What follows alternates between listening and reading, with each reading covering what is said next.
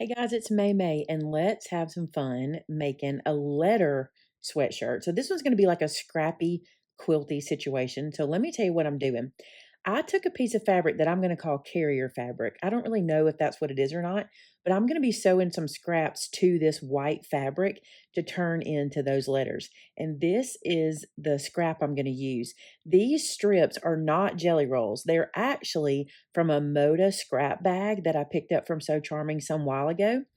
And I decided to cut these into skinnier strips. So they started out almost 3 inches. They were close to that.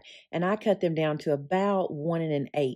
I really wasn't like perfectly measuring because, like I said, I wanted this to feel scrappy. And I'm just going to tell you, I struggle with the whole scrappy thing. I'm a person who likes measurement and clean lines and all that good stuff.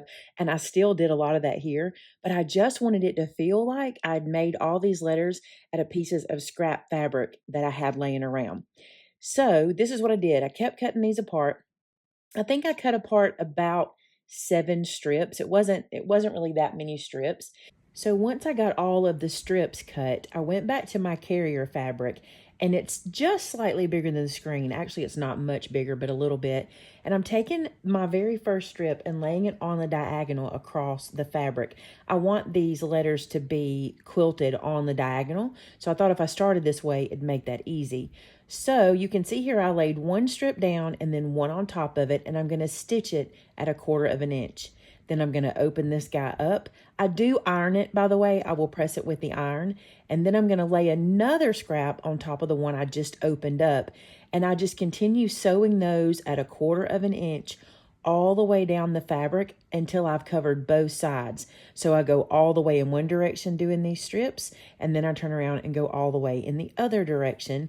And I end up with this really cool piece of scrappy fabric.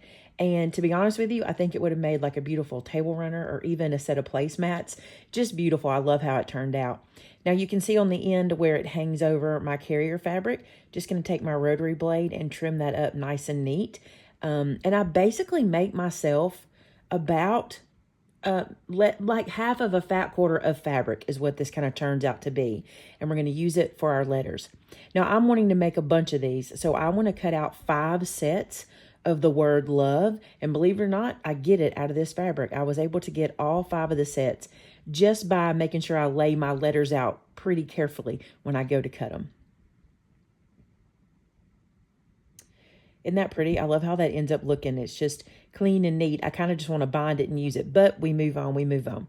Okay, so back to my letters. Let me tell you about these letters.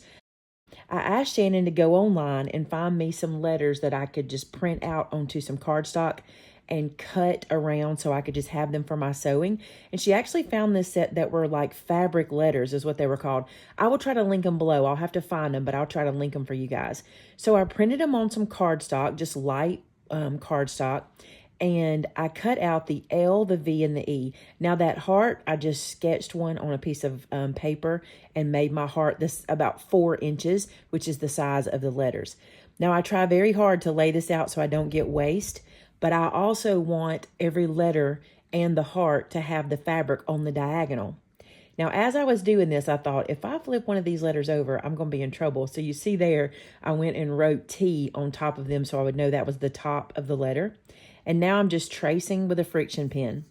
Super easy. I just trace all the letters. But this is where you can see me trying to save fabric. I felt like that was wasteful there.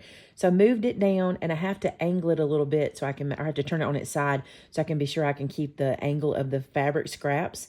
And it works out perfect. So I get these all traced, and then I'm going to cut them out. Now, here's the thing. I'm going to use pinking shears, and I got to tell you something.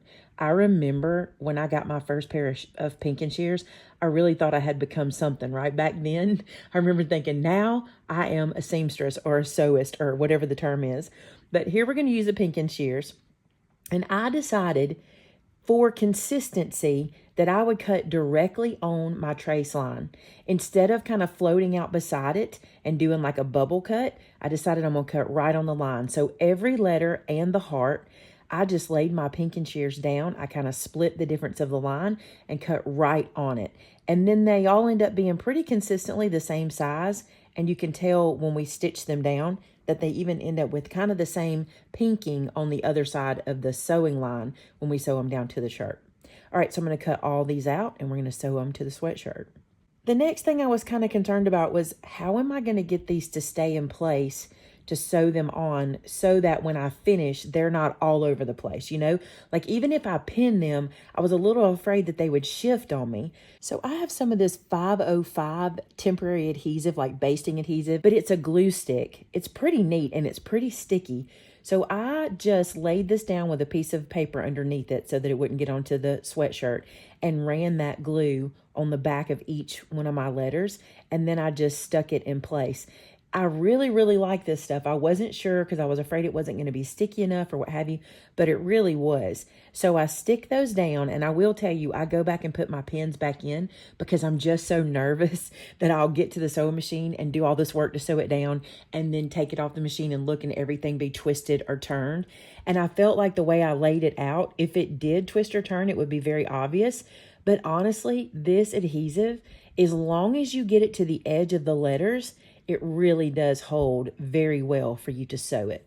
So we're going to take it to the sewing machine, and I decided I was going to do a straight stitch, not a zigzag. I thought, maybe I should do a zigzag or some fancy stitch, but no, I decided to do a straight stitch. I must apologize for that little piece that's in the front of the camera. That's a laser light that so I can sew my half square triangles, and I forgot to move it out of the way, so I apologize. But I go to my sewing machine and I'm going to do a straight stitch. And so I just kind of do 1/4 of an inch in from the pinked edge all the way around every letter and the heart.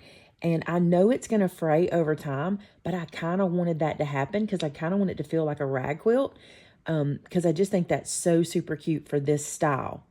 Now, you may have been along on my journey when I'm doing all of these sweatshirts and I've tried all these different ways of doing it. I have to tell you, the one simple piece of carrier fabric and then the quilt and then the fabric on top of that in the design is the way to go.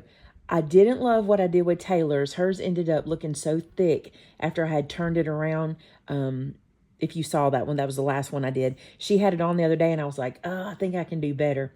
So I really do believe in the future I'll just do the carrier fabric and no batting or no nothing else, just the carrier fabric because I really like how soft this felt on the sweatshirt. There you go, guys. I took a lint roller to get some of that lint off. It's probably going to do that until it's washed a few times, but I just think it turned out adorable, and I think that it's going to be fun to wear for Valentine's season. All right, thanks so much for being here. If you're enjoying coming along with me as I learn how to do all this stuff, be sure to hit that subscribe button, and until next time, bye now.